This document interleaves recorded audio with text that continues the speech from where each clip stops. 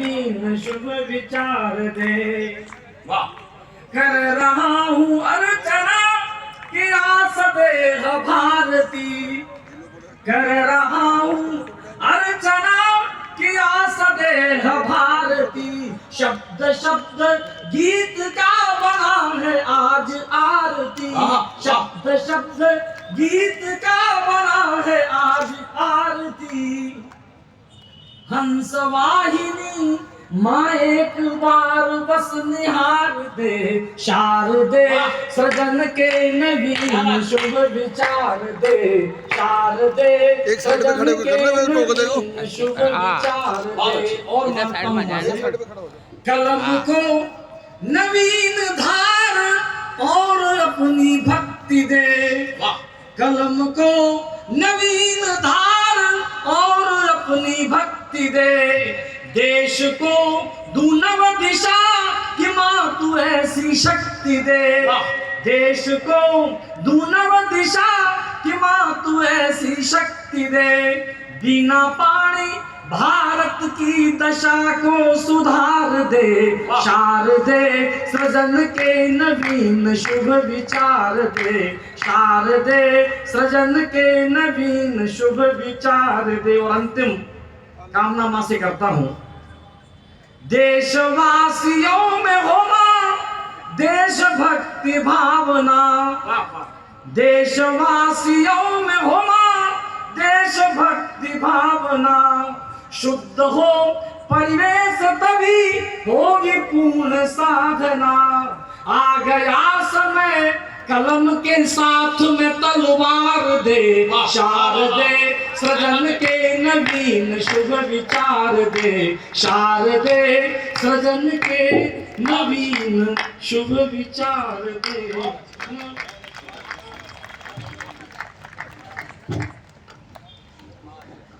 बहुत बहुत आभार डॉक्टर कमलेश शर्मा का। माँ बागेश्वरी से हमने आशीर्वादन ले लिया है। मैंने कहा कि ये मैदान जाना जाता रहा है महामूढ़ कवि सम्मेलन के लिए। जिस समय ये मोबाइल चले नहीं थे, मैं 9th क्लास में था, टेप रिकॉर्डर लेकर के यहाँ आता था। गिरीश भैया उस समय बड़ा कवि सम्मेलन यहाँ हुआ करता, प्रेमिया में छोटी बहन यहाँ बैठी, उस समय वहां तक भीड़ हुआ करती थी। उसके बाद यदि किसी कवि सम्मेलन ने ये यश अर्जित किया है, वो मीडिया वेलफेयर सोसाइटी ने किया है कि इतनी बड़ी भीड़ और इतना बड़ा पंडाल वो जुटाने की हिम्मत कर सका। कितने श्रोता यहाँ पर आते हैं हमारे पास सुनने के लिए। लेकिन आज जैसा मैंने बताया कि कवियों की भी परीक्षा है, आज से तो हम शुरू कर देंगे, इसके बाद पूरा लाफ्टर शो शुरू हो जाएगा। केशवदेव मारवाड़ी भी हल्दी मेहंदी के कपड़े लगा के यहाँ पहना हुआ है। मुझे लगता नहीं इसके कपड़े देख के इसकी बारात गई होगी कि आई होगी, लेकिन भाई बैठा तो है, दुल्हन के से कपड़े पहन के बैठा हुआ है।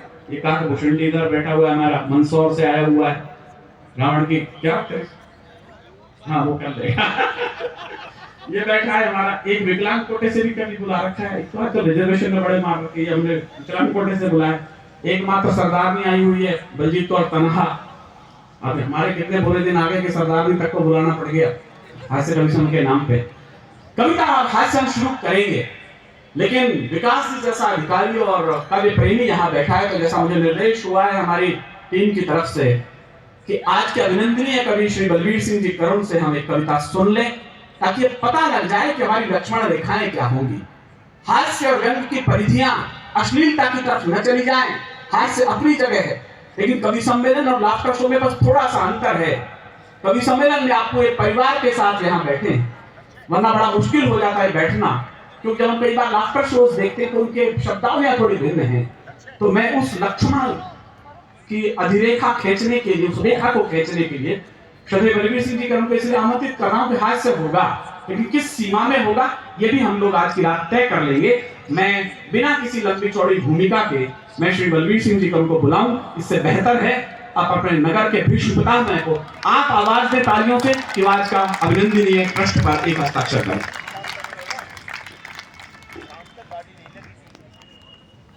मित्रों, इस शहर में मैंने हिसाब लगाया बैठे बैठे ठीक 67 वर्ष हो गए मुझे रहते हुए। 85 वर्ष मेरी उम्र है, लोग मानने को तैयार होते नहीं थे कि 85 वर्ष के होंगे, इतने एक्टिव कैसे हो। अमेरिका में जब मैं कुमार विश्वास और दंगल फिल्म के प्रोफेसर बनने वाले जगीर राठी को लेकर गया, तब बाल रंग कर गया था। उसके बाद गया तो सफेद में गया, तो लोगों ने पूछा कि है तो वही शक्ल सूरत पर बाल। मैंने अमेरिका वालों को कहा कि इंडिया में सफेद डाई का आविष्कार हो गया, इसलिए मैं भारतीय सफेद डाई लगाकर आया हूँ। भीग नहीं है, छूकर देख लो, टूटेंगे भी नहीं। खैर, तो 67 वर्ष की यहाँ की, और फिर ठीक 65 वर्ष हो गए मुझे मंचों पर पाठ करते हुए। 2-3 कवि जीवित बचे, हम सौभाग्य कह लो, कुछ भी कह लो, ईश्वर ने हमें शरीर ठीक दे रखा है।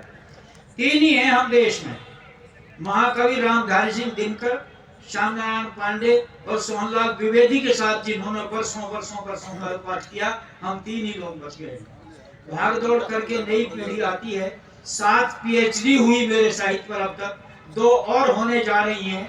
हो सकता है कोई 10 भी होते हो जाए, तो इतनी पीएचडी जीवित व्यक्ति पर कम हुई होंगी। 32 किताबें छपी, और एक का तो अभी लोकार्पण 24 तारीख को हुआ। और एक बात कहकर सीधा कविता पढ़ता हूँ जी। देश की सभी बड़े से बड़े पुरस्कार देश के सौभाग्य से मुझे मिले, और अभी इसी महीने में मध्य प्रदेश सरकार ने मेरे एक उपन्यास टीकट जोहर पर 1 लाख रुपए का पुरस्कार घोषित किया है, जो इसी मास में मिलने वाला है। मित्रों, मैं यहाँ से पढ़ूंगा अपनी कविताएं। रामचरितमानस में तुलसी बाबा ने एक जगह लिखा है, जिस समय लक्ष्मण जी मूर्छित थे और संजीवनी बूटी लेकर के हनुमान जी प्रकट हो गए। वीर रस और करुण रस को मिलाना बड़ा टेढ़ा काम है, लेकिन तुलसी बाबा ने लिखा है कि उस समय जब हनुमान आ गए, जिमी करुणा में वीर रस, ऐसा लगा जैसे करुण रस में वीर रस मिल गया हो, ऐसा तुलसी बाबा कहते हैं। मेरे तो नाम में ही मिला हुआ है ये सब। बलवीर सिंह भी है और करुण भी है, इसका इतिहास आज नहीं बताऊंगा। मैं एक ही रचना बड़ी पढ़ूंगा केवल, जिसको मेरी एक पुस्तक की भूमिका में मैंने लिख दी है। ये रहस्य मैंने पूरे जीवन में आज तक न तो कभी माइक का सहारा लिया, और न जीवन में कोई नहीं दिखा सकता मेरा कोई कैसेट, या कोई कभी नहीं बता सकता देश का। एक बार भी मैंने जीवन में कभी ये नहीं कहा कृपया ताली हो जाइए। अपने आप श्रोताओं को अच्छा लगेगा ठीक है, नहीं लगेगा तो भी ठीक है, ये कभी नहीं कहा। तो लेकिन मैंने पानी भी नहीं पिया कभी। और एक बात बताकर सीधा शुरू होता हूँ। तिवरी में मुझे घिस्से मारकर एक राजनीतिक दल ने बुला लिया, मेरे मित्रों ने, मुझे पता नहीं था वो राजनीतिक मंच है। मैं चला गया जोधपुर के पास, देखा तो मंत्री जी आ रहे हैं, यहाँ गुलाब कटारिया, यहाँ ये। क्या चक्कर है भाई? मैं को भाई साहब पता चलेगा अभी आपको। वहां जाकर पता लगा कि मुझे वहां पर 2.5 घंटे कार पाठ करना है फ्री में, अकेले को। 3 घंटे 22 मिनट मेरे खाते में रिकॉर्ड है, बिना पानी पिए, बिना बैठे 3 घंटे 22 मिनट मैंने कार पाठ कर दिया था।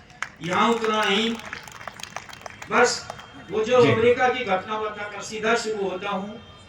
पहली बार जीवन में अमेरिका में मैंने माइक थामा, सहारा लिया, पहली बार पानी पिया, और पहली बार कविता पढ़ते हुए बीच में रुका, जीवन में पहली बार। कुमार विश्वास ने ऐसे मैंने देखा उसकी ओर, वो समझ गया कोई बात है, वो उठकर आया। वो तो छोटा ही बच्चा था, 11वीं में पढ़ता था, तब से मैं उसे पुरस्कृत करता रहा हूँ। आज तो बहुत बड़ी चीज बन गया वो पानी लेकर आया, मैंने पानी भी पिया अमेरिका में, माइक भी छोड़ा। और जब मैं दोबारा कार पाठ करने लगा, सारा पांडल खड़ा होकर ताली बजा रहा। कुमार ने बाद में कहा कि आप तो रुक गए, पर ये पांडाल रो रहा था। वही कविता मैं यहाँ पर पढ़ूंगा, क्यों ऐसा हो गया था वहां, करुण रस में वीर रस कैसे मिश्रित हो गया, वो रचना में पढ़ूंगा। और उसकी भूमिका ये है, सब देशवासियों ने अखबारों में, टीवी में, रेडियो पर ये सुना था, पढ़ा था कि मोर्चे से सेना में रहने वाले योद्धाओं ने कुछ चिट्ठियां अपने घरों को भेजी। किसी ने लिखा है, बहन के हाथ पीले करो, पैसे भेज रहा हूँ।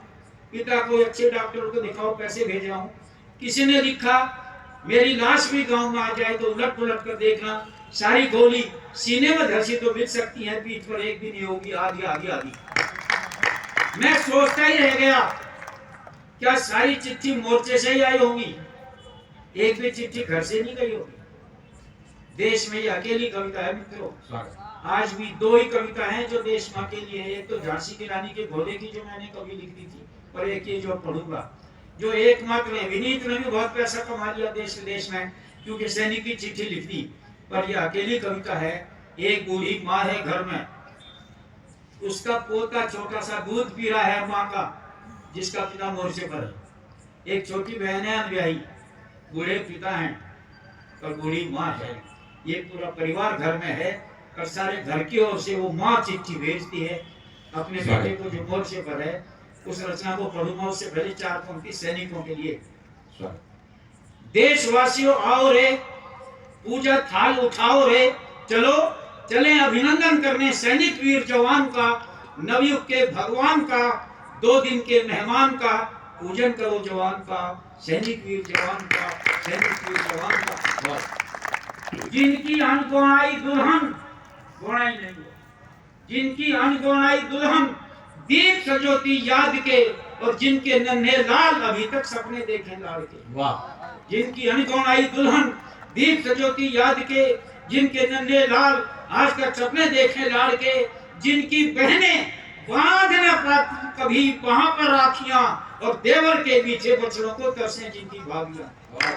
जिनकी बहनें बांध न पाती कभी वहां पर राखियां, देवर के पीछे बछड़ों को तरसे जिनकी भाभियां। पूजा थाल उठाओ रे, पुण्य आरती गाओ रे, उन चरणों पर भेंट चढ़ा दो कुंवारा सूर्य विहान का, पूजन करो भगवान का, नवयुग के भगवान का, 2 दिन के मेहमान का।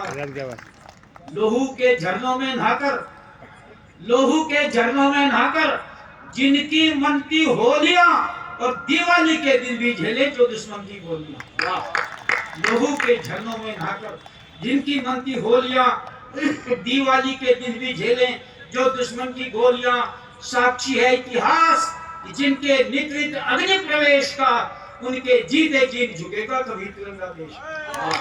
साक्षी है इतिहास जिनके निकृत अग्नि प्रवेश का, उनके जीते जी झुकेगा कभी तिरंगा देश का। पुण्य आरती गाओ रे, ढोलक झांझ बजाओ रे, उन चरणों पर भेंट चढ़ा दो कुंवारा सूर्य विहान का, पूजन करो जवान का, नवयुग के भगवान का, 2 दिन के मेहमान का, पूजन करो जवान का। और मित्रों वो रचना पढ़ रहा हूँ, बस इतना सा ध्यान रखिए, सैनिक मोर्चे पर है, पूरा घर है, छोटी बहन, पत्नी, गोद में बच्चा, बूढ़े पिता, बूढ़ी माता, और माँ अपने बेटे को चिट्ठी भेजती है। अम्मा ने खत लिखा चाव से, रोते पीटते नहीं लिखती हमारी माताएं। अम्मा ने खत लिखा चाव से, पुत्र न मेरा दूध ले जाना, तू 1 इंच पीछे मत हटना, इंच इंच चाहे कट जाना। अम्मा ने खत लिखा चाव से, पुत्र न मेरा दूध ले जाना। घर परिवार कुशल है बेटे, गांव गली में मंगल है। घर परिवार कुशल है लाला, गांव गली में मंगल है। द्रास कारगिल की घटना से कदम कदम पर हलचल है, ज्वालामुखी दिलों में धधके, आंखों में अंगारे हैं, और यहाँ अर्थियों के पीछे भी जय भारत के नारे हैं। ज्वालामुखी दिलों में धधके, आंखों में अंगारे हैं, यहाँ अर्थियों के पीछे भी जय भारत के नारे हैं।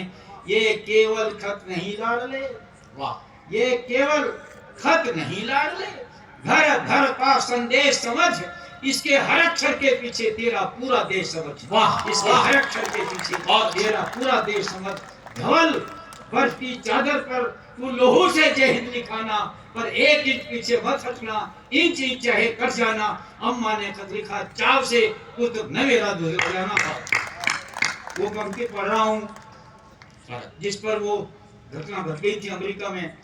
कोशिश करो अपनी सुंदर सीपी जैसी आंखों से उन मोतियों को जमीन पर गिरने से रोकने का प्रयत्न करके देखना। इस अंश को सुनते हुए मैंने तो लिख दिया। चिट्ठी एक सारा घर, छुटकी ने राखी रख दी है इसमें बड़े गुरूर से। एक खत, छोटी बहन छुटकी ने राखी रख दी है इसमें बड़े गुरूर से, और बहू ने वंदे मातरम लिखा है सिंदूर से। क्या बात है, वाह। चुटकी ने राखी रख दी है इसमें बड़े गुरूर से, और बहू ने वंदे मातरम लिखा है सिंदूर से। मेरे पोते ने चूमा है, मेरे पोते ने चूमा है इसको बड़े दुलार से, इसलिए खत महक रहा है चंदन की महकार से। बहुत अच्छे। चुटकी ने राखी रख दी है इसमें बड़े गुरूर से, और बहू ने वंदे मातरम लिखा है सिंदूर से। मेरे पोते ने चूमा है इसको बड़े दुलार से, इसीलिए खत महक रहा है चंदन की महकार से। और अम्मा लिखती है मेरी बूढ़ी छाती में भी दूध छलक आया बेटे, वाह। मेरी बूढ़ी छाती में भी दूध छलक आया बेटे, और गोंद की जगह उसी से इसको चिपकाया बेटे, और गोंद की जगह उसी से इसको चिपकाया बेटे। तेरे बापू लिखवाते हैं, वाह। तेरे बापू लिखवाते हैं तू गोली नहीं पीठ पर खाना, 1 इंच पीछे मत हटना, इंच इंच चाहे कट जाना। अम्मा ने खत लिखा चाव से पुत्र न मेरा दूध ले जाना, वाह। और अंत में लिखती है अम्मा, और दुलारे एक बात को तू शायद सच ना माने, वाह। और लाडले एक बात को तू शायद सच ना माने, इतिहासों को स्तब्ध कर दिया इस अनहोनी घटना ने। यहाँ शहीदों की विधवाएं धन्य कर रही धरती को खुद कंधों पर ले जाती हैं वे पत्तियों की धरती। वाह वाह वाह। और अजान आपका राजस्थान ही धन्य है, भरतपुर के पास अजान में हुई थी ये पहली घटना हिंदुस्तान की। और लाडले एक बात को तू शायद सच ना माने, इतिहासों को स्तब्ध कर दिया इस अनहोनी घटना ने। यहाँ शहीदों की विधवाएं धन्य कर रही धरती को खुद कंधों पर ले जाती हैं वे पत्तियों की अर्थी को। और उधर संसार चकित है, ये भी हुआ था, और उधर संसार चकित है लकुन वृद्ध पिताओं को जो आग दागने से पहले करते सैल्यूट चिताओं को। और उधर संसार चकित है लकुन वृद्ध पिताओं को जो आग दागने से पहले करते सैल्यूट चिताओं को। मेरा भी माथा ऊंचा हो, मेरा भी माथा ऊंचा हो, तू ऐसा कर्तव्य करके आना, और 1 इंच पीछे मत हटना, इंच इंच चाहे कर जाना। अम्मा ने लिखा चाव से पुत्र न मेरा दूध ले जाना।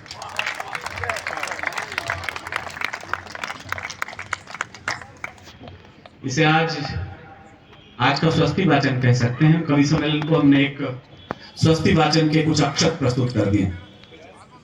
यहाँ सैनिक सीखता है लोरियों में राष्ट्रभक्ति, ये अलवर है, राठ में चले जाइएगा सर। मैं एक ही बात कहता हूं, कई बार लोग कहते हैं विनीत जी होली के दिन देश में बड़े महंगे कवि सम्मेलन होते हैं। कल से मैं भी यात्रा करूं, 10 तारीख के बाद लौटूंगा अलवर में। आज का तो हमारी मित्रों में यहाँ हूँ, बॉम्बे कलकत्ता में पढ़े लिखाते मिलते हैं। आज के दिन तुम अलवर में हो, कारण क्या है? एक लाइन समझ लेना सर, और आपको अच्छा लगे तो अपने जिले पर गर्व करना। तो करगिल की घटना में हमने कितने शहीद दिए ये आपको पता है। चले जाना दिल्ली बंबई की सड़कों पर, फक्र करना, यदि अच्छा लगे तो इसको जरा जवान करना। दिल्ली बंबई की सड़कों पर चले जाइएगा, पूजा जी रहती है दिल्ली में, सुबह देखिएगा वहां 5 बजे आपको सफेद कुत्ते की चैन पकड़े घूमती लड़कियां दिखाई देंगी। और चले जाना अलवर की सड़कों पर, सुबह सेना के लिए कसरत करते जवान 4 बजे तैयार दिखाई देंगे। बस यही अंतर है अलवर में और बड़े शहरों में। यहाँ सैनिक सीख, मुझे मजा नहीं आ रहा अभी, यहाँ सैनिक सीखता है लोरियों में राष्ट्रभक्ति, शौर्य पौरुष का यहाँ संदेश देती मातृशक्ति। यहाँ की वीरांगना रण की महत्ता जानती है, वीर के बलिदान को सौभाग्य अपना मानती है, वीर के बलिदान को सौभाग्य अपना मानती है, वीर के बलिदान को सौभाग्य अपना मानती है।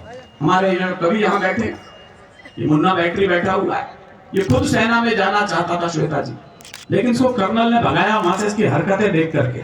करगिल में ऐसे वैसे आदमी तक भर्ती कर दिए, मतलब ये तक लाइन में लग गया, कहना भाई साहब मैंने वीर रस की कविता छोड़ दी है, मैं खून देना चाहता हूं। अबे मैं कहते तेरे में है, लेकिन लाइन में लग गया, अगला लग गया, खेचो खेचा, 1 सीसी निकाला होगा मलिक साहब, 3.5 सीसी चढ़ा था, जाकर होश में आया।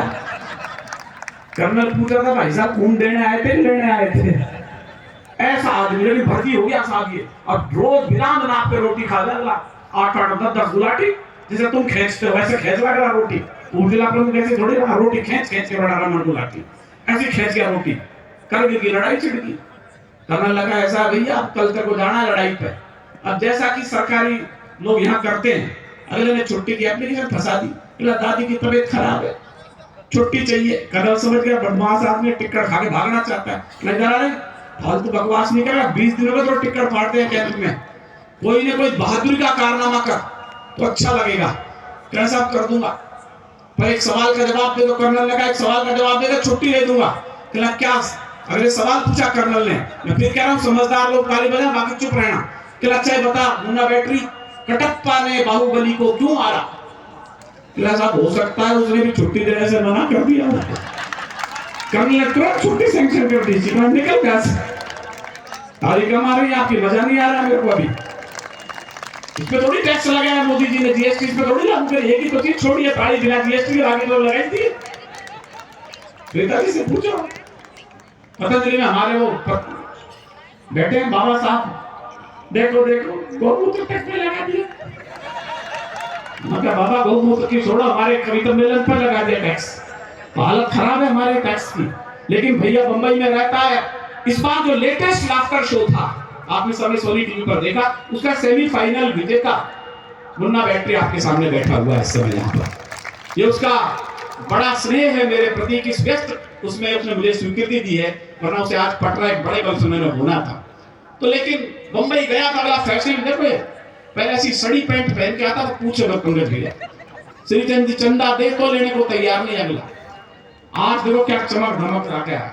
बंबई में गया तो मैं हैरत में गया, हाफ पैंट बनियान। अबे मैं ये क्या? वैसा बंबई है फैशन का जमाना है, अभी तो टैटू और बनवाऊंगा।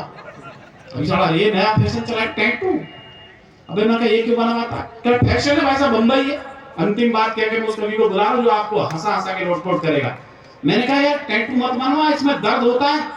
अरे भाई साहब क्या बात कर रहे हो आप, मैं भी वीर वसुंधरा मध्य प्रदेश से आता हूं, दर्द से नहीं घबराता। बलवीर जी वही हुआ जिसका मुझे डर था। मैंने गेट ऑफ इंडिया पर बनवा दिया, मैं बैठ टैटू, मैं आता हूँ घूम के तरफ चक्कर काट के नाव में। एक थोड़ी देर बाद आया, 2 घंटे बाद तो बैठा बैठा रोने लगा, धाड़े मार मार के। देख मैंने पहले क्या था, दर्द होता है इसमें खींचने में। जगन्नाथ जी के मैडम देखा होगा अपने सुई से बनाते हो, भाई साहब दर्द से नहीं हो रहा। मैं फिर कैसे? साले ने स्पेलिंग गलत कर दी, गलत जगह हंस गए हो आप, हंसी के लिए तो अब अगली बात आ रही है। भाई मैं क्या लिखाना चाहता था? कहला भाई साहब करीना लिखाना चाहता था, कमीना लिख दी। जोरदार तालियां मिले लाफ्टर सेमीफाइनलिस्ट मुन्ना बैटरी।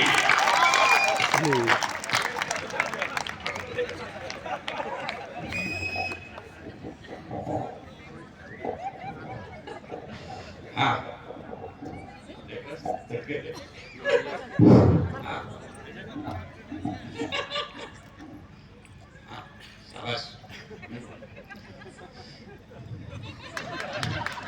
कह चलो 10 रुपए कम आएगा। हो सके शनिवार को फोटो दिखा के इसी का तेल लाओ। जरा जोरदार तालियां बजाइए, जरा मस्ती के मूड में आ जाइए। वाह, होली का माहौल शुरू हो चुका। वाह बाबा की जय। ये हुआ ना अलवर।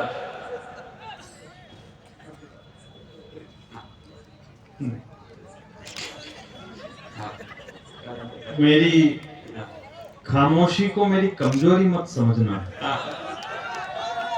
नहीं होगा नहीं, मैं सही कह रहा हूं कि मेरी खामोशी को मेरी कमजोर। देखो तालियां वालियां कोई मापदंड नहीं होती है। आप जैसा कह रहे थे तालियां तालियां हम बजवा सकते हैं, उसमें कोई बड़ी बात नहीं। बात कुछ ऐसी कहो कि जचनी चाहिए, उस बात का एक एक शब्द भी हमें बजनी चाहिए।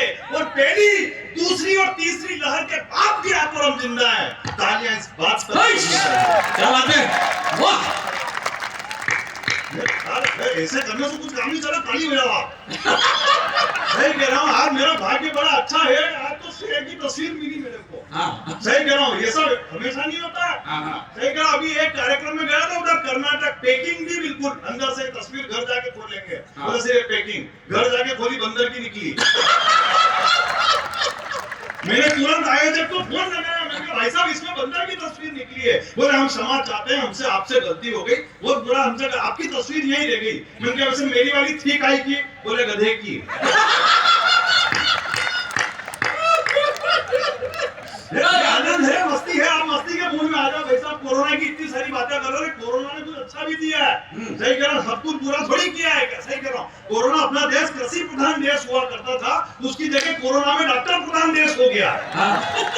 जिसको देखो व्हाट्सएप पे इतने डॉक्टर, रोड से जाओ तो व्हाट्सएप पे मिल रहा अपने को। सही कह रहा हूं, कोई दिन में आके किला बोले नाक में नींबू नहीं छोड़ लो, फिर एक और आया बोले नाक में पानी की नली छोड़ दो, फिर एक और आया बोले नाक में अपने काला नमक डाल दो। मेरी पत्नी बोली कि अगर आपने इसमें सोडा और डाल लो तो नींबू की शिकंजी आपकी नाक में क्लियर हो जाएगी। अरे तालियां तो अगली बात पे बजाना अलवर वालों। मैंने कहा अगर तू पीने को तैयार है तो मैं ये भी करने को तैयार हूं। तब पंक्तियां पढ़ता हूं कि मेरी खामोशी को मेरी कमजोरी मत समझना। वैसे तो आज कोई वो बड़ी बात वाली बात नहीं है। अलवर वालों, आपसे मुझे केवल एक बात की प्रीत है। अलवर वालों से मुझे बस एक बात की प्रीत है, आप खुलकर हंस दो, बस इसी बात में मेरी जीत है। वाह, एक आदमी को समझ में आई। लेकिन आखिरी लाइन अगर अलवर वालों को समझ में आ जाए तो फिर बड़ी तालियां बजा देना कि अलवर वालों, मुझे आपसे केवल एक बात की प्रीत है, आप खुलकर हंस दो, मुझे इस बात की जीत है। और पेमेंट का मुझे कोई लालच नहीं है, वरना मुझे अच्छी तरीके से जान है कि अलवर के हर खेत में एक सोने की ईंट है। इसका भी कट चुका है। मैंने भाई साहब को कहा, मैंने कहा भाई साहब आप थोड़ा पेमेंट सही साथ करो, आपके यहाँ तो हर खेत में एक ईंट निकलती है। बोले तू पेमेंट छोड़ दे, तेरे को ईंट का ही अरेंजमेंट करवा देता हूँ। हंसने के लिए हिंदुस्तान में कहीं जाने की जरूरत नहीं पड़ती। तो पंक्तियां पढ़ता हूं कि मेरी खामोशी को मेरी कमजोरी मत समझना। मैं आज राजस्थान की धरा पर खड़ा हूं। आज होली के कवि सम्मेलन की आज शुरुआत हो रही है। अलवर की धरा से मैं आप लोगों को प्रणाम करता हूं। आप बहुत गजब का सुन रहे हैं, मैं आप लोगों को प्रणाम करता हूं। मैं राजस्थान की धरा पर खड़ा हूं, एक टिप्पणी से शुरुआत करना चाहता हूं अपने कवि सम्मेलन की। बड़े भाई तो आदरणीय बेटे, आपका स्नेह मुझे मिलता रहा है, वीर रस की धरा है, मैं प्रणाम करता हूं।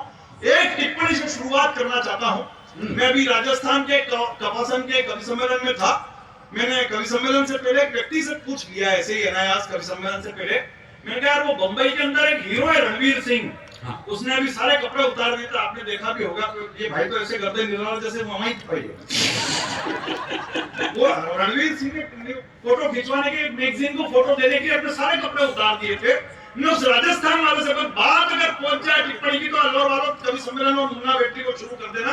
मैंने उस राजस्थान वाले से पूछा, मैंने कहा रणवीर सिंह ने सारे कपड़े उतार दिए, पूरे देश में हल्ला मच गया, तुम राजस्थान वालों को कोई फर्क नहीं पड़ा?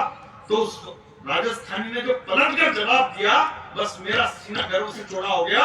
उसने पलटकर जवाब दिया कि इन तटपुंजियों को हमने कभी हीरो माना ही नहीं।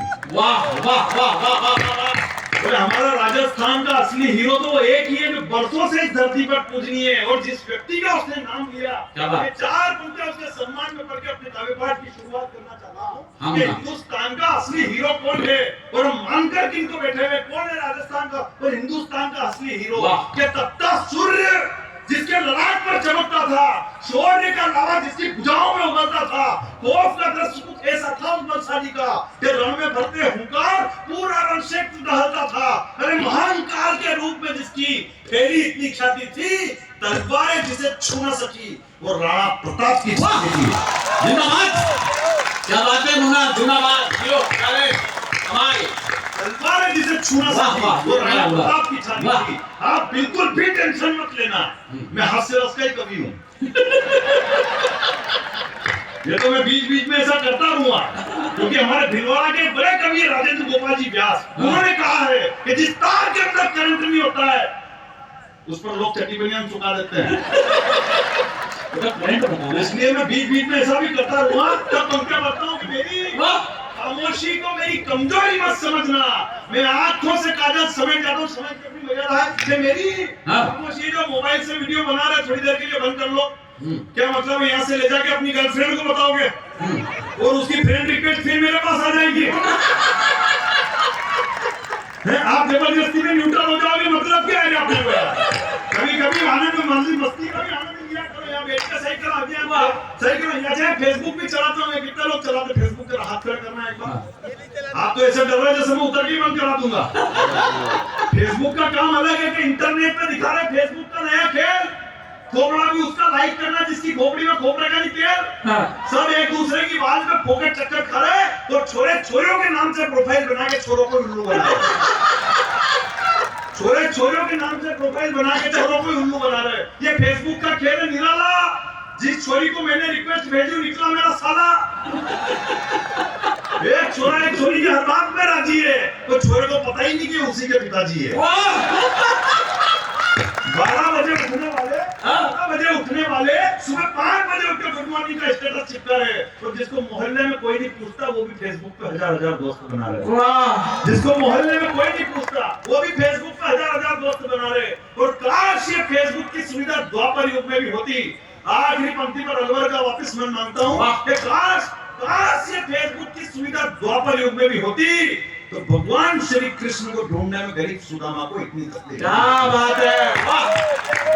जब पंक्ति पढ़ता हूँ कि मेरी खामोशी को मेरी कमजोरी मत समझना, मैं आंखों से कागज समेट जाता हूँ और माइक पर आते ही अगर घनघोर तालियां ना बजे तो मैं वापस बैठ जाता हूँ। उन चेहरों की मुस्कुराहट को मैं रात कर सकता हूँ, ठंडे ठंडे इन दिसंबर को अप्रैल मार्च कर सकता हूँ। मेरी हर बात पर जो आपकी खुशी छलकती रहे मैं अभी के अभी आपकी बैटरी चार्ज कर सकता हूँ। वाह। और नहीं कर सका तो भी आप मेरा कुछ नहीं बिगाड़ सकते, क्योंकि मैं मंदसौर से आया हूँ। मंदसौर का नाम मंदोदरी के नाम से पड़ा है। मंदोदरी रावण की बीवी थी और रावण मेरे फूफा जी रखते हैं। हालांकि मुझे इस बात का कोई घमंड नहीं है, क्योंकि रावण प्रकांड विद्वान, राजनीति के महाप्रतापी, महापराक्रमी, महाबलशाली, महाज्ञानी, महापंडित और विश्व विजेता था। उसमें लाख बुराई थी, लेकिन उसने कभी भी अपने बेटे मंत्री संतरी कुलगुरु और यहाँ तक कि लंका की प्रजा से एक बार भी ये नहीं कहा कि चैनल को सब्सक्राइब करके बेल आइकन बजा दीजिए। एक बार जरा दोनों हाथ हवा में।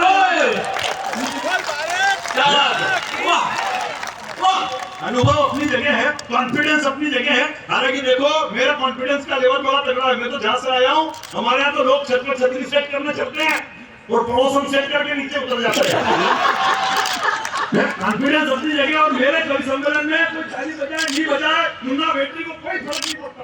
कोई सुने उठ के चला जाए, मुन्ना बेटी को कोई फर्क नहीं पड़ता। मेरा कॉन्फिडेंस का लेवल बड़ा तगड़ा है। मेरी तो शादी चल रही थी, 2 फेरे में दुल्हन उठ के चली गई। बंदे का कॉन्फिडेंस देखो, पूरे 7 फेरे किए मैंने। वाह। पंडित के साथ। ये अनुभव अपनी जगह है, कॉन्फिडेंस अपनी जगह। तो मुझे केवल 10 मिनट देना, 15 मिनट सुनाऊंगा, 20 मिनट में बैठ जाऊंगा। ये बात मैं हर आधे घंटे में बताता रहूंगा जब तक कि मेरा 1 घंटा पूरा नहीं हो जाता। जिस उद्देश्य से आए वो उद्देश्य पूरा होना चाहिए। पत्रकार संघ ने आज का ये जो उद्देश्य रखा है कि आप लोगों के चेहरे पर मुस्कुराहट आए, वो उद्देश्य पूरा करना। एक बार जरा पत्रकार संघ के लिए जोरदार तालियां बजा दीजिए। जीवन में उद्देश्य पूरा होना चाहिए और ये बात हमने भगवान श्री राम से सीखी है। भगवान श्री राम इस धरा पर आए, अपना उद्देश्य पूरा किया और इस धरती से कहे कि तीनों ही लोक में रघुकुल का ऊंचा नाम कर दिया। अच्छा ये लोग ऐसे घूमते रहेंगे क्या? आइए सर, प्रणाम। नहीं घबराओ मत, आजा। हमारे टारगेट पे भी आ जाए। ये व्यापार महासंघ वाले। हाँ, अरे आप मारेंगे देखिए। इस साल कवि सम्मेलन ने कराया नहीं, संकोच में नहीं आए। बहुत बढ़िया। एक बार इनके लिए भी ताली बजा दो। ये इधर से निकलेंगे और फिर इधर घुस जाएंगे, फिर घूम के वापस इधर से आएंगे, क्योंकि पीछे भोजन भी बढ़ रहे हैं। सही है ना? अपने ड्राइवर का उद्देश्य ये भी पूरा करने के लिए है। ये जिस उद्देश्य से आया वो उद्देश्य पूरा होना चाहिए कि तीनों ही लोक में रघुकुल का ऊंचा नाम कर दिया, लिया अवतार जिस देश से वो पूरा काम कर दिया। भगवान श्री राम के तो चरण ही अपने आप में कमाल है।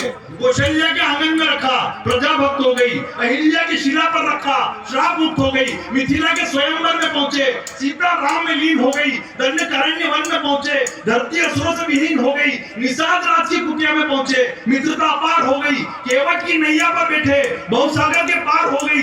सबरी की कुटिया में पहुंचे, असुरों की धारा उमड़ गई। हनुमान की हथेली पर रखा, भक्त की कीर्ति दुनिया में बढ़ गई। सागर के तट पर रखा, रामेश्वरम की नींव गड़ गई। लंका की धरा पर रखा, लंकेश की नींद उड़ गई। और आखिरी लाइन पर आपकी सम्वेक तालियां देखना चाहता हूं कि जो रखा कदम लॉकडाउन में दूरदर्शन पर, तो तो उस गरीब की टीआरपी बढ़ गई। वाह क्या बात है, जिंदाबाद। ये जो रखा कदम लॉकडाउन में दूरदर्शन पर, तो उस गरीब की टीआरपी बढ़ गई। वो जब लॉकडाउन के दौरान रामायण आ रही थी तो मेरे पड़ोस में एक बुआ जी बोले भला हो इस कोरोना का जो राम जी के दर्शन करा दिए। मैंने कहा ये तो अच्छा रहा बुआ जी, आपको कोरोना हुआ नहीं। वरना यमराज के भी हो सकते थे। लॉकडाउन के दौरान तो कई तरीके की स्थिति बनी। सही कह रहा हूं, दिल की हसरतों को दिल में दबाना तक सीख गए। सुबह सुबह लड़ते हैं और शाम को मनाना तक सीख गए। हम भले ही घर में कितने भी बड़े वीर थे, स्थितियां सबकी वही थी जो हमारी थी घर में। सही कह रहा हूं, 4 पंक्तियों से बताता हूं और आने वाले घर में क्या स्थिति थी कि दिल की हसरतों को दिल में दबाना तक सीख गए, सुबह सुबह लड़ते हैं और शाम को मनाना तक सीख गए। और लॉकडाउन का असर कुछ यूं पड़ा जिंदगी पर कि पोछा लगाने से लेकर पराठे बनाना तक सीख गए। वाह, ये जो चिल्ला रहे हैं इनके तो पोछे अभी तक नहीं छूटे, मेरे को लग रहा है। सही कहा, हालत बड़ी खराब थी। अच्छा, जिस टाइम पे लॉकडाउन लगा उस टाइम पे नवरात्रि आई थी। सही कहा, जिस टाइम पे लॉकडाउन था उस टाइम पे नवरात्रि आई थी। मैंने हिम्मत करी कि आज कुछ भी हो जाए माता जी के दर्शन करके छोड़ूंगा। मैं घर से निकला, हमारे यहाँ माता जी का मंदिर दर्शन करने गया। गांधी चौराहे पर 2 लट्ठे पड़े पुलिस वालों के, लेकिन बंदे ने हिम्मत नहीं आ रही, आखिर माता जी के मंदिर में पहुंचा। माता जी मंदिर में थे ही नहीं। बाद में मैंने कहा चलो भोलेनाथ जी के दर्शन कर लो। भोलेनाथ जी के मंदिर में क्या, भोलेनाथ जी भी नहीं। फिर हमारे बस स्टैंड बजरंगबली का मंदिर में, चलो इनके दर्शन कर लो। बजरंगबली भी मंदिर में नहीं। आखिर गांधी चौराहे पे फिर 2 लट्ठे पड़े और घर पे पहुंचा। बाद में जैसे ही अनलॉक हुआ तो मैं शिकायत लेके माता जी के पास पहुंचा। मैंने कहा माता जी, मैं 2 लठ पुलिस वालों के खा के आपके दर्शन करने आया और आपने मुझे दर्शन नहीं दिए। तो माता जी बोले कि बेटा फुल लॉकडाउन लगा हुआ था, किसी के भी घर में पैसे कौड़ी की कोई कमी नहीं आ जाए, इसलिए मैं लक्ष्मी का रूप धारण करके लोगों के घरों में विचरण करने चली गई। बाद में मैं भोलेनाथ जी के पास पहुंचा। मैंने कहा भोलेनाथ जी, में 2 लट्ठे का के आपके दर्शन करने के लिए यार, आपने मुझे दर्शन नहीं दिए। बोले बेटा मैंने तो सर पे गंगा विराजित कर रखी है, किसी के भी घर में पानी वानी की कोई कमी नहीं आ जाए, इसलिए मैंने नगर पालिका का काम संभाल रखा था।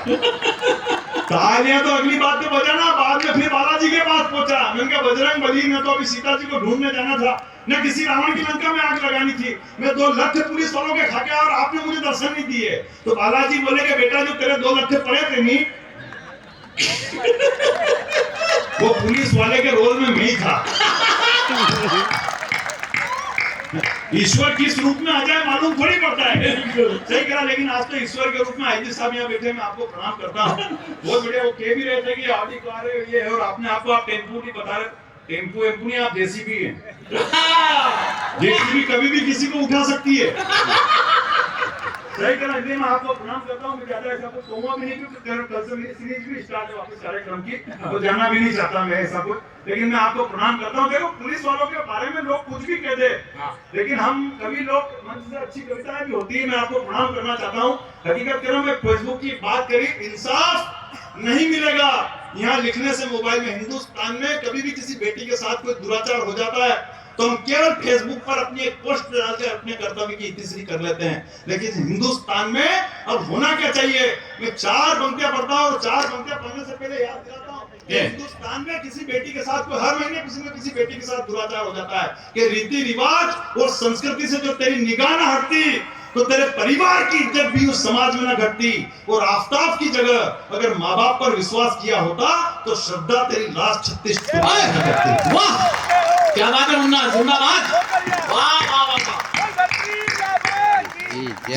और ये हर महीने ऐसी घटनाएं होती है। हम दोष किसको देते हैं, पुलिस को, लेकिन हकीकत में क्या है। 4 पंक्तियां पढ़ता हूँ, जो आग आपके अंदर जल रही हो वो मैंने अपने शब्दों में बयां कर दी हो, तो आपकी बड़ी तालियां देखना चाहता हूँ कि इंसाफ नहीं मिलेगा यहाँ लिखने से मोबाइल में। इंसाफ नहीं मिलेगा यहाँ लिखने से मोबाइल में। अब वही करना है जो होता है अरब और इजराइल में। और चाहते हो कि सुरक्षित रहे बेटियां इस देश में, तो बलात्कारियों को निपटा दो हैदराबाद स्टाइल। वाह, क्या बात है, जिंदाबाद मुन्ना, क्या बात है। वाह वाह, हैदराबाद स्टाइल में। वाह वाह वाह, क्या बात है। प्रणाम करना चाहता हूँ। जिंदाबाद जिंदाबाद। क्या बात, क्या बात। क्या हुआ, ये सोने की ईंट निकली क्या? तुरंत ऐसी स्पीड से जा रहे। यही है, व्यापार मंडल स्वागत कर रहा है। देखो कितना विशाल आकार का व्यापार मंडल है। Bye bye. सही में व्यापारी मंडल से हैं। हाँ, माल देखने के बाद ही ऊपर आया। पहले नहीं आए। सही कह रहा हूँ, लेकिन मैं हकीकत कह रहा हूँ, प्रणाम करता हूँ। हाजी साहब बेटे, पुलिस वालों के कितनी टेंशन होती है, इनके ऊपर थूका जाता है, पत्थर फेंके जाते हैं, और कोई मानव अधिकार वाला इनके समर्थन में जाकर खड़ा नहीं होता है। तब एक कविता पुलिस वालों के सम्मान में बताऊं, एक खाकी के जीवन में कितना, इनका कोई कम टेंशन होती है क्या? पुलिस वालों के सबसे ज्यादा टेंशन होती है, इनके ऊपर से टेंशन आती है, और ये अपने को पकड़ा देते हैं। सही कह रहा, पिछली केंद्र की सरकार में तक मिनिस्टर साहब ने घोषणा कर दी थी, बोले अब जो खुले में शौच करने जाएगा उसे पकड़ के अंदर बंद कर देंगे। कौन कर रहे बंद? मिनिस्टर साहब आ रहे बंद करने, कि गांव के लोग एक दूसरे को करेंगे, करना बेचारा पुलिस वालों को, इनके जीवदोरी कितनी टेंशन हो गई। सुबह 5 बजे मुखबिर का फोन आएगा कि भेरू खेती वागर में बैठा आके गिरफ्तार करो। नहीं, ये अगर ढीले ढीले पहुंचे, भेड़िया निपट ले तो वाह क्या हो, ज्यादा टेंशन, उसको भी मान, सबूत भी तो को।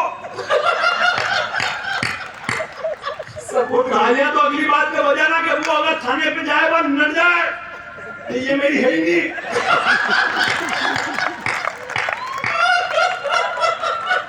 कितनी टेंशन है यार, पुलिस वालों के सही तरह। मेरे शहर में तो जगह जगह कैमरे आज से वापस नहीं जाएगा। मेरे शहर में तो जगह जगह कैमरे लगा रखे पुलिस वालों ने, बस स्टैंड पे कैमरा, रेलवे स्टेशन पे कैमरा, गांधी चौराहे पे कैमरा, तो और ज्यादा पुलिस वालों की टेंशन खड़ी हो गई। वो एक मंचले बेवड़े ने फोन लगा दिया थाने पे, बोले सर वो बस स्टैंड का कैमरा चालू है क्या?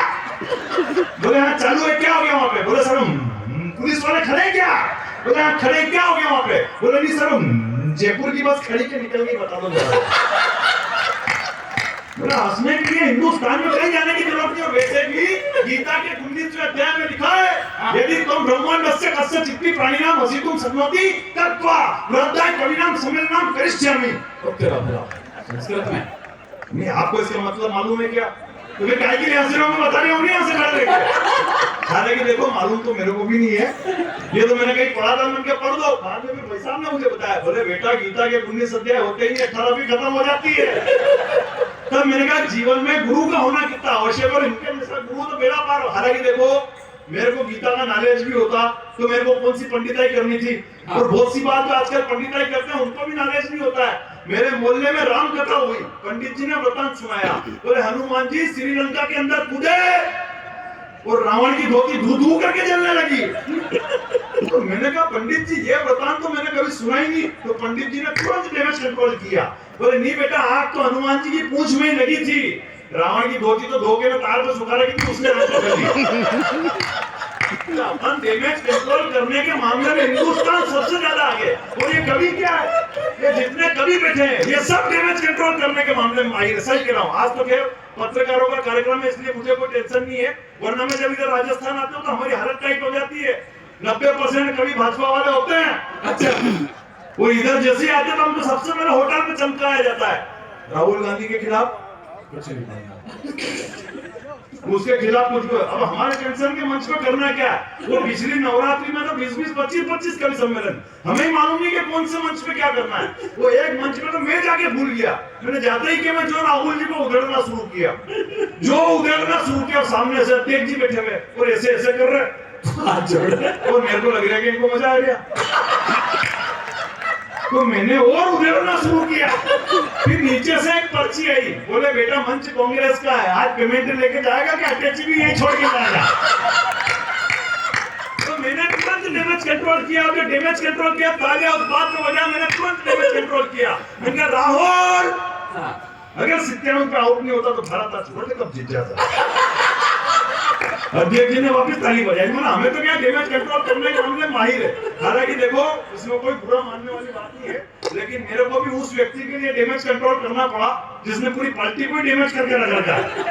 सही कह रहा। अभी यूपी चुनाव में राहुल जी ने मंच से घोषणा कर दी, बोले मैं पांडव हूँ बाकी सब कौरव है। मंच से घोषणा करी, बोले मैं पांडव हूँ बाकी सब कौरव है। तो पूरे भाजपा के लोग पीछे पड़े उनके, बोले कैसे कह दिया अपने आप को आपने पांडव, कैसे कह दिया अपने आप को आपने पांडव। तो राहुल जी ने पीए से पूछा कौन थे रे पांडव, तेने बुलवा तो दिया मेरे से, मेरे को तो ध्यान ही नहीं कौन थे पांडव। तो वो पीए ने बताया सर ये पांडव जो थे ये महाभारत के एक पात्र थे। बोले नहीं दिखाओ मेरे को कौन से पांडव। आखिर कार्यालय में टीवी मंगाई गई, टीवी के अंदर महाभारत चलाई गई। अब संजोग से वो वाला दृश्य चल गया, इधर पांडव मुंह लटका कर बैठे हुए, इधर द्रौपदी की साड़ी खींची जा रही, ऊपर से ऐसे करके भगवान श्री कृष्ण साड़ी दे रहे। तो ये दृश्य देख के राहुल जी को गुस्सा आ गया, बोले क्या दिखा रहा मेरे को, एक महिला की साड़ी खींची जा रही है और ये 5 मूर्ख मुंह लटका कर बैठे हुए हैं, कौन है मूर्ख? तो वो पीए ने बताया सर ये पांडव है। तो वो बोले वहां तो फिर उधर के आदमी का नाम ले लेता, बोले सर वो कोरा में उन्हीं का आदमी तो खींच रहा है। तो अलवर वालों तालियां अगली बात में बजा देना। वो बोले वहां तो वो जो ऊपर से साड़ी दे रहे हैं उनका नाम लेने के लिए बोल देते, बोले सर वो पूरी दुनिया के सम्राट है, आपके एक के फोड़े पड़ रहे हैं, उनके 16,108 है। वाह! लेकिन मैं प्रणाम करता हूं, देखो हम तो बैलेंस करने वाले में 4 पुस्तकें पढ़ के अपने कोरोना की बात बता रहा था, हकीकत कर, लेकिन कोरोना की एक और 2-5 मिनट का समय ले लेता हूं। बहुत आप बढ़िया सुन रहे हैं, एक बार जरा जोरदार ताली बजा दीजिए अपने लिए।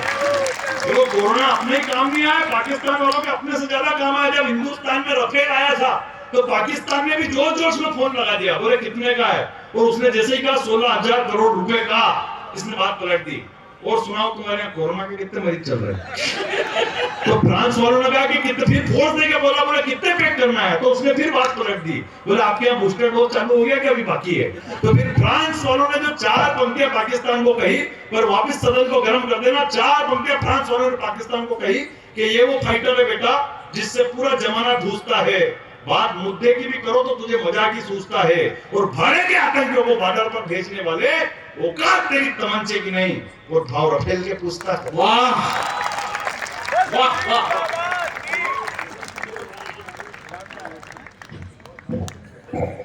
यदि ये पहला आइटम पसंद आ गया तो आप ताली बजा सकते हैं। मैं जहां तक देख रहा हूं मुझे सीढ़ी से दिखाई दे रहे हैं अलवर के बड़े कवि सम्मेलन में मीडिया वेलफेयर सोसाइटी का ये कवि सम्मेलन शामिल हो गया है। मैं जिस कवि को भी सुनवा रहा था वो अपने आप में 1 घंटे का एपिसोड है, लेकिन हमारे बहुत सी महिला शक्ति यहाँ बैठी है और हम पर ये कहा जाता है कि एक कवित्री बुलाई जाती है और उसको इतना लेट बुलाया जाता है कि तब तक आधा पांडाल खाली हो जाता है। मुझे आज ये कहने में गर्व है कि एकमात्र कवित्री हैं बलजीत कौर तन्हा, जिन्होंने अनेक फिल्मों में भी काम किया है और टीवी सीरियल में भी काम किया है। जो आरुषि हत्याकांड पर एक फिल्म बनी थी उसमें भी इन्होंने आरुषि की ताई का रोल किया था। तो वो आप देख सकते हो कितनी जघन्य सरदार इस मंच के ऊपर बैठी हुई है।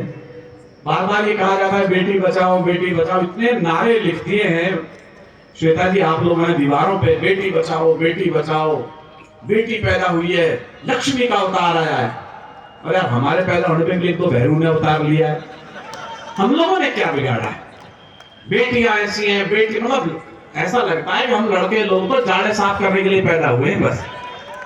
अच्छा हमारे साथ बचपन से पूजा जी अन्याय हुआ है, कविताओं तक में भेदभाव किया गया। मछली जल की रानी है, मछली, अबे हम क्या केकड़े लगे हुए हैं यार, हम भी कुछ न कुछ हैं। अच्छा पत्रकारों का देखो आप हाल, एक लड़का गर्मी शुरू हो जाए, एक लड़की गर्मी शुरू हो जाए, दोनों में अंतर देखो, उसके अखबारों की न्यूज देखो तो आपको मजा आ जाएगा। जैसे दुपट्टा लगा करके कोई लड़की स्कूटी पे निकली, अलवर में अचानक लू का प्रकोप, लड़कियों ने बांधे मुंह पर दुपट्टे, और लड़का लू खा के भी गिर जाए बेचारा, युवा पीढ़ी नशे में धुत। अबे यार ताली बजाओ जरा, अपने हालत खराब कर रखी पत्रकारों ने, और आज उनको के सम्मान में कविता बजानी पड़ रही है। यार हमारा भी कुछ ख्याल करो रमेश जी, तो हम नशे में धुत हैं। तो इनके अच्छा जो हमारा ये पुरुष समाज है बड़ा उदार है, अरे हमारी महिला नाराज हो जाएंगी, पता है बड़ी नैरो माइंडेड होती है, थोड़ा सा दिल बड़ा छोटा होता है। इनके दिल में एक, गीता मलिक जी, डॉक्टर राजेंद्र के दिल में एक गीता मलिक फंसी हुई है, बस एक। हमारे पुरुषों का विषय हृदय देखो, गीता भी आ जा, नीता भी आ जा, सुनीता भी आ जा, पूरा प्रदेश आ जा, हम कितने विशाल हृदय के लोग हैं। गीता मलिक जिंदगी में डॉक्टर राजेंद्र मलिक के अलावा दूसरे से प्यार नहीं कर सकी, एक से कभी ब्याह कर लिया। हमारे आज भी बुढ़ापे में तैयार है, विकलांग हो गया नहीं तो आज भी टिकट ले लेके तैयार बैठा हुआ। आइएगा मैं उस कवित्री को आवाज दे रहा हूं जिसने कोरोना काल में लोगों को हंसाया, आपके दिलों पर राज किया। बलजीत कौर तन्हा के लिए मैं कहूं बेहतर है हम महिलाओं का सम्मान कितना करते हैं। एक बार दिल्ली से आई सरदारनी बलजीत कौर तन्हा।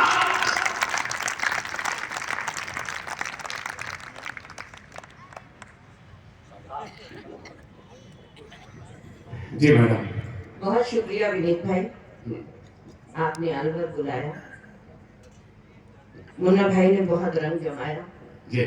मुन्ना भाई का एक ही डायलॉग था हाँ कि मेरी खामोशी को मेरी कायरता मत समझना, मेरी कमजोरी मत समझना। हाँ। पता है पिछले दिनों मुन्ना भाई मेरे घर आए स्कूटी लेके। अच्छा। इन्हीं का डायलॉग बताती हूँ, सच्ची बात बताती हूँ। हाँ। स्कूटी लेके आए, बोले दीदी आओ आज दिल्ली घुमा लाता हूँ, नई स्कूटी ली है।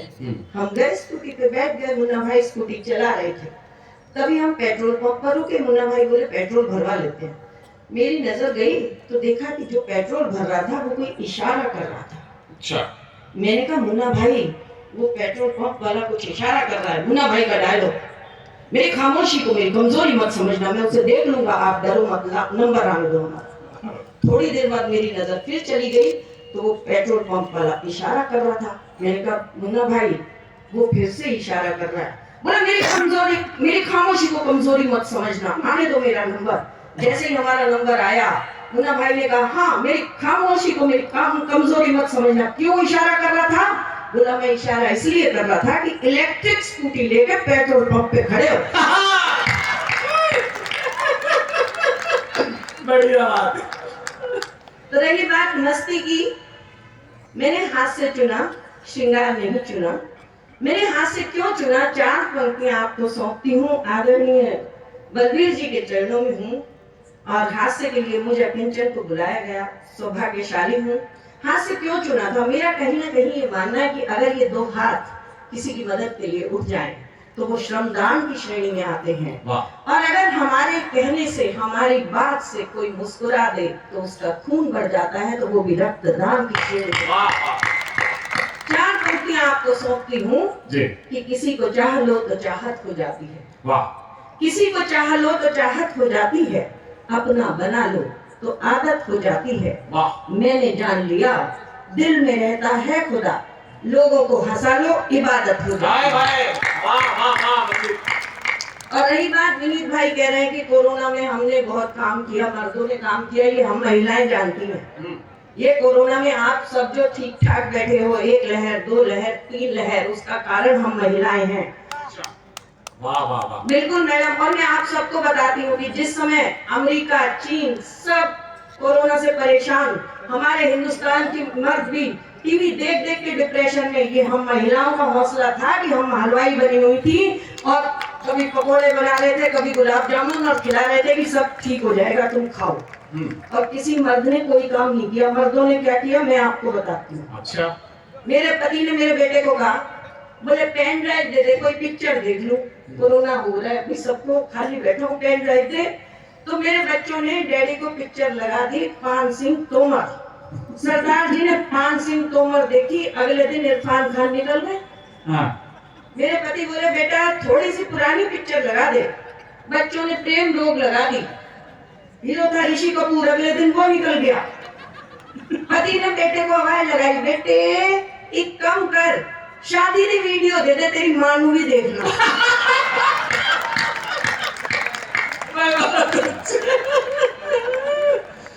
मैं एक स्कूल में हूँ, स्कूल से घर गई। ये पति लोग क्या चाहते हैं? ये जो छोटा सा दिल, कौन सी है गीता भाभी? गीता भाभी, ये पति देखिए क्या चाहते हैं। देखिए मैं एक दिन स्कूल से घर गई तो मैंने देखा कि एक पड़ोसन की मृत्यु हो गई, सारा मोहल्ला तो वहां इकट्ठा, लेकिन मेरे सरदार जी घर पर ही मनुष्य शक्ल बना के बैठे। मैं घबरा गई कि सरदार जी नहीं आए, बेइज्जती हो जाएगी। मैं गई, मैंने कहा सरदार जी घर पर ही बैठे हो, मुंह लटकाए। अगले की पत्नी गुजर गई, क्यों नहीं अफसोस कर रहे? मैंने कहा सरदार जी घर पर ही बैठे हो, मुंह लटकाए, अगले की पत्नी गुजर गई, क्यों नहीं अफसोस कर रहे? वो बोले तू ही बता मैं किस मुंह से जाऊं, अगले की दूसरी मर गई, मैं एक बार भी नहीं बुलाऊं।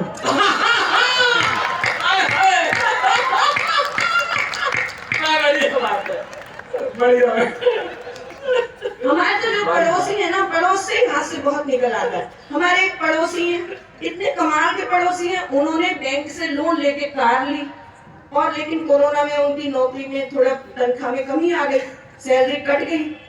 सर आप तो जानते हैं कोरोना में कितना 40% रिसेशन हुआ।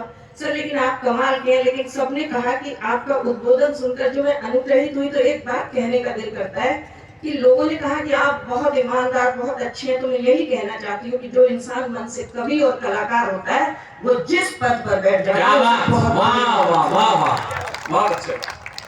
तो मैं बता रही थी कि हमारे पड़ोसी उन्होंने कार ली, लेकिन किसी कारण से बैंक की किस्त नहीं दे पाए, तो पड़ोसियों की कार बैंक वाले आए उठा के ले गए। अब वही पंगा, वही से आपका कार गई पड़ोसियों की, मनुष्य कर फिर सरदार जी की। मेरे सरदार जी कार तो पड़ोसियों की गई, क्या हुआ? बोले तू नहीं समझेगी। मैं कहा फिर आप समझा दो। बोले देख अगले ने लोन लेके कार ली। मैं कहा हाँ जी। बोले लोन की किस्त नहीं दी। मैंने कहा हाँ जी। बोले बैंक वाले आए कार उठा के ले गए। मैंने कहा हाँ जी। बोले काश पहले पता होता, लोन लेके शादी करवाता, किस्त नहीं चुकाता। बहुत अच्छे। लेकिन ये है ना पड़ोसी बहुत, और आप बहुत अच्छी तालियां बजा रहे हैं। और बाबा रामदेव भी ये कहते हैं कि जो लोग तालियां बजाते हैं उन्हें हार्ट अटैक नहीं पड़ता। तो एक बार तालियां बजा दीजिए। वाह वाह वाह। और तालियां इसलिए भी बजानी चाहिए, एक ऑपरेशन थिएटर के बाहर 2 पंक्तियां लिखी हुई थी, और बहुत खूबसूरत पंक्तियां, जिनके लिए आज ये आयोजन किया गया है।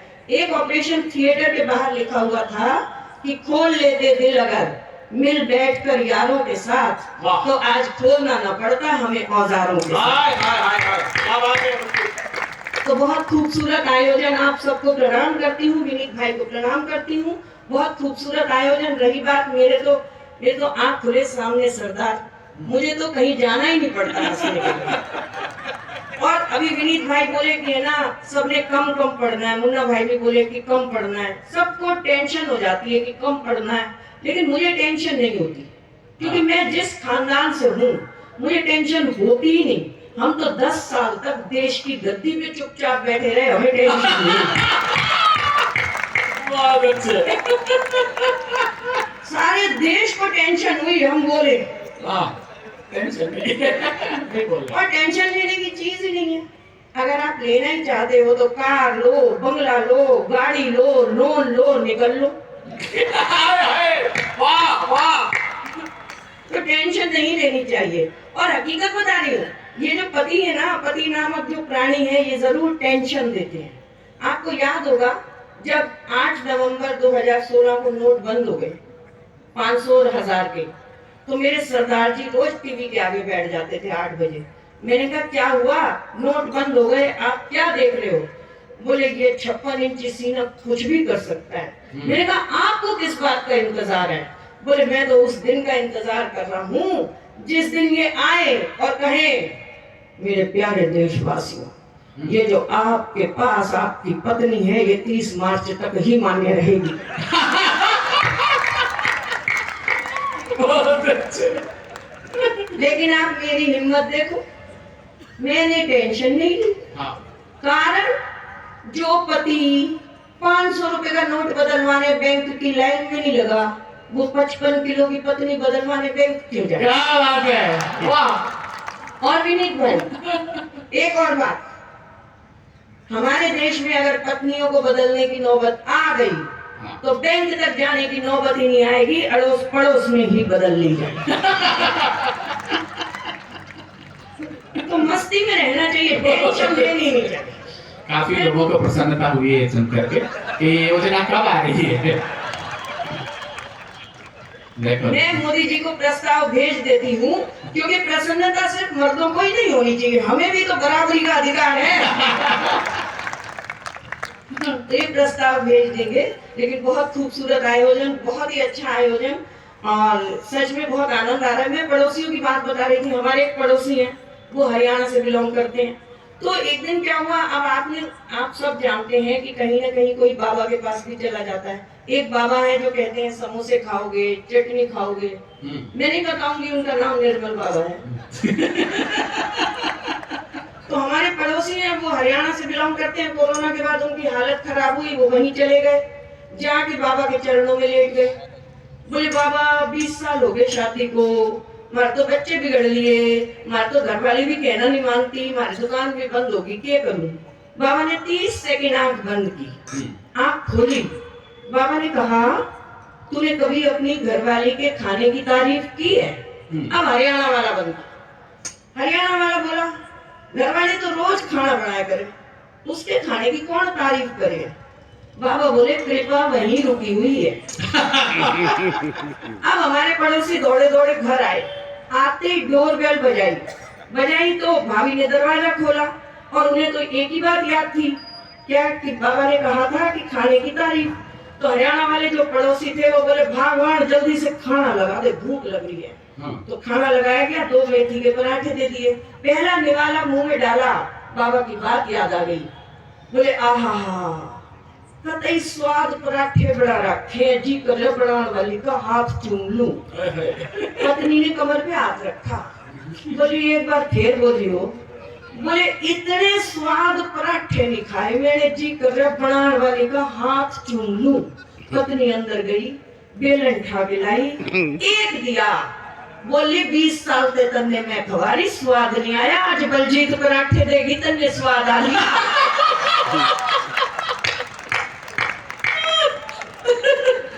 बहुत अच्छे। हंसी का माहौल, ये हंसी खुशी का माहौल चलता ही रहता है। और बहुत, मैंने बताया आपको कि मैं तो बहुत मस्ती में रहती हूँ, टेंशन लेती ही नहीं। शादी के बाद मैं गई शिमला, समय बता शादी के बाद मैं गई शिमला। आपको वहां की सच्ची घटना बताती हूँ अपने सरदार जी को। अब हमारी शादी हुई, हम गए शिमला, तो सरदार जी को पता नहीं क्या चाप चढ़ा, बोले ड्राइवर नहीं गड्डी मैं चलाऊंगा। अब ड्राइवर को तो उन्होंने एक्स्ट्रा पैसे दे दिए, गाड़ी की ड्राइविंग सीट पे सरदार जी और साथ वाली सीट पर मैं।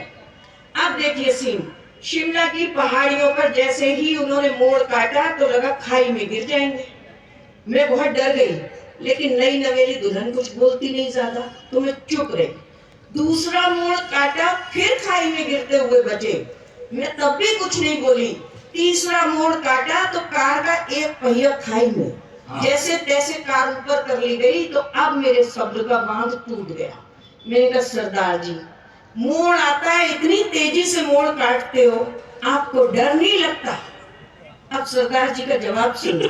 मैं कहा सरदार जी इतनी तेजी से मोड़ काटते हो, आपको डर नहीं लगता?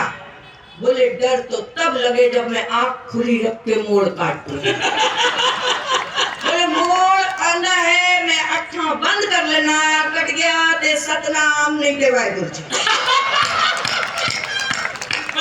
जोरदार ताली बजा दीजिएगा, सतनाम वाहिगुरु जी। वो दिन, आज का दिन गाड़ी में खुद चलाती हूँ। विनीत भाई ने कहा सरदार जी को साथ ले आते, लेकिन गवाह है विनीत भाई, पूछ लो, गाड़ी में खुद चला के दिल्ली से यहाँ तक आई। सही बात है, मैं गाड़ी सरदार जी को नहीं देती, कौन अपनी वाहिगुरु जी करा।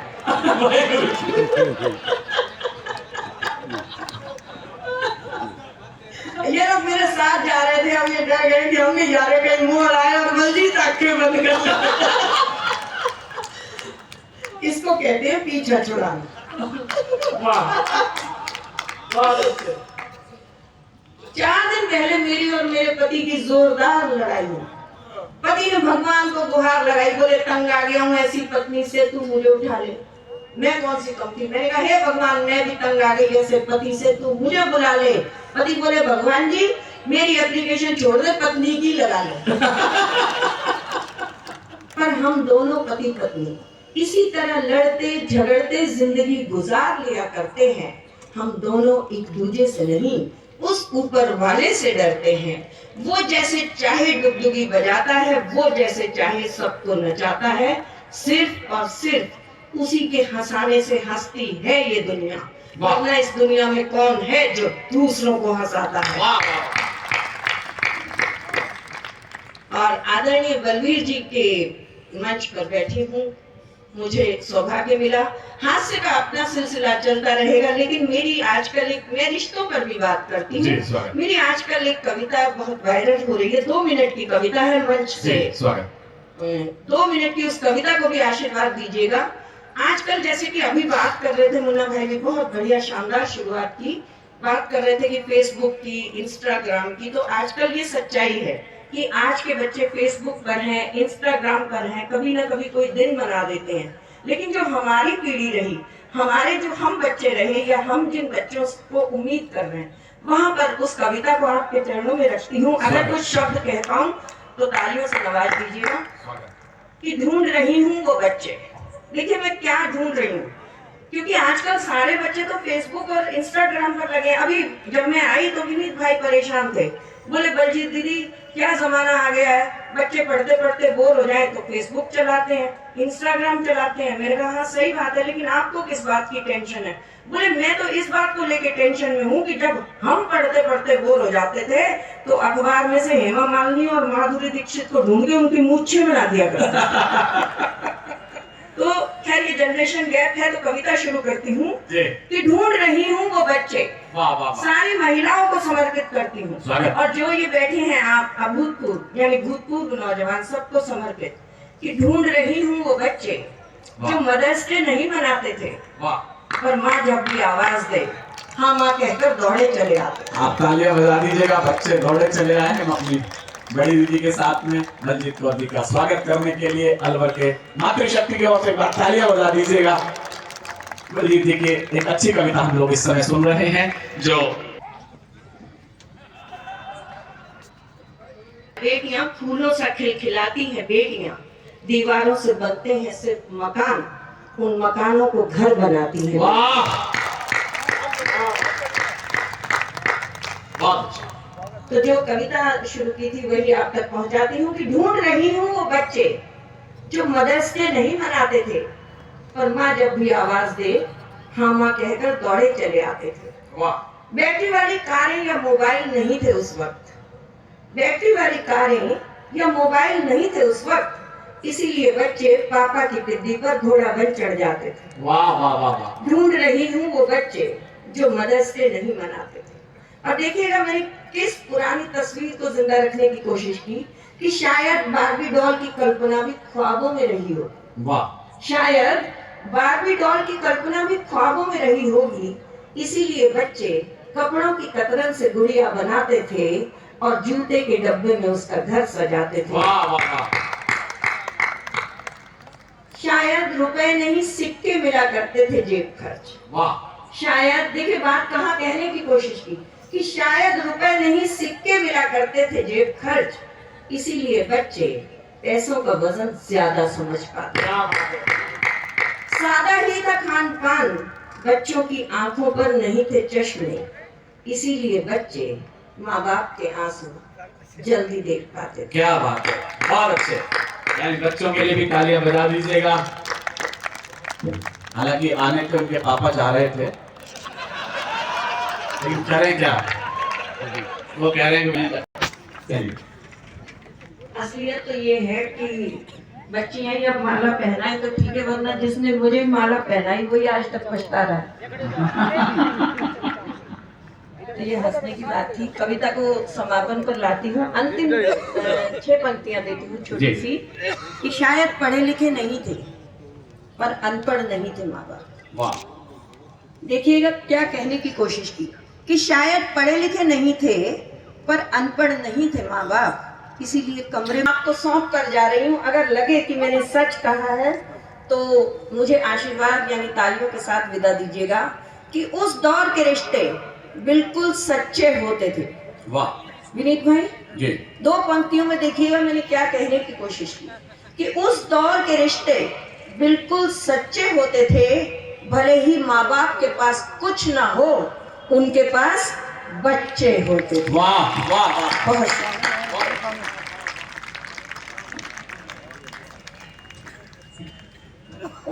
एक बार बलजीत जी के लिए आप एक बार और तालियां बजा दीजिएगा। उन्होंने काफी बच्चों की बात की है, उनके चच्चों की बात करी है। मैंने तो सर 3 साल पहले बच्चों के चक्कर में रिजाइन दिया है श्री कृष्ण की। आपको तो मालूम है किशनगढ़ में मैंने 29 साल केमिस्ट्री पढ़ाई है, तो मैं अनुशासन प्रभारी और बना रखा था। पता नहीं उनको ऐसे बच्चे कहाँ मिले, मेरे को जो मिले मेरी तकदीर फोड़ दी मैंने। हाँ, बच्चों को सुबह सुबह प्रेयर होती थी, मेरे को लगा था कि विनीत चेक करो इनकी हालत क्या है। तो मैंने देखा उन बच्चों, गांव के बच्चे तब कोई यहाँ के तो थे नहीं, कोई इंग्लिश मीडियम में पढ़े हुए श्वेता जी की तरह से हमारे देसी बच्चे थे वहाँ किशनगढ़ बास मैडम।